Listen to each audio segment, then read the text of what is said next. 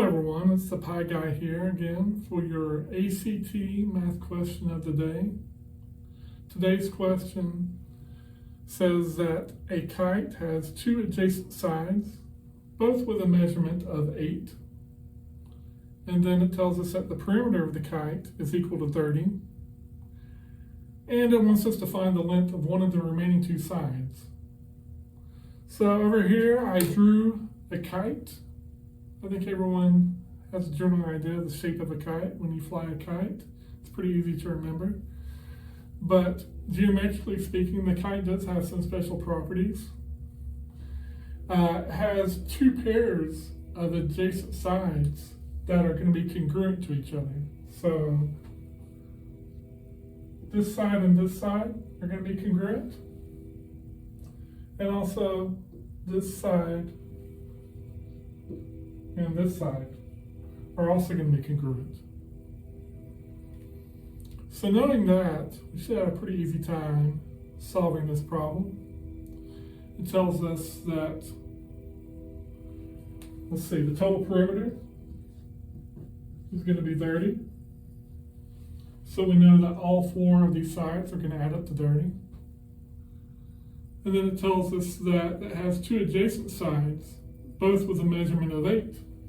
So we'll put 8 here and 8 here.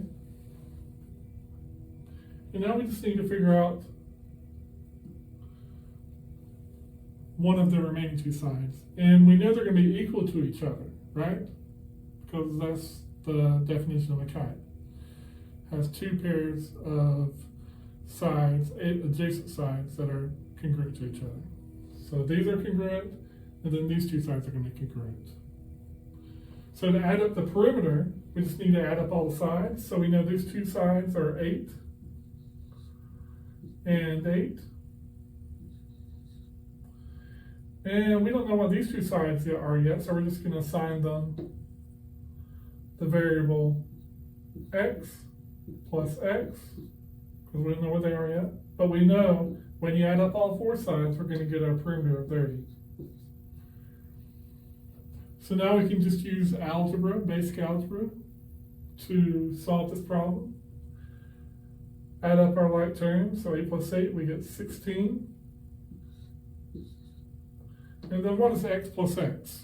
Well, this is just going to give us 2x. And we set that equal to 30 still. Now all we got to do is just solve for x. So, easiest way to do that, subtract 16 on both sides. We're left with 2x here, and then 16 minus 16, 16 goes away. 30 minus 16 will give us 14, right?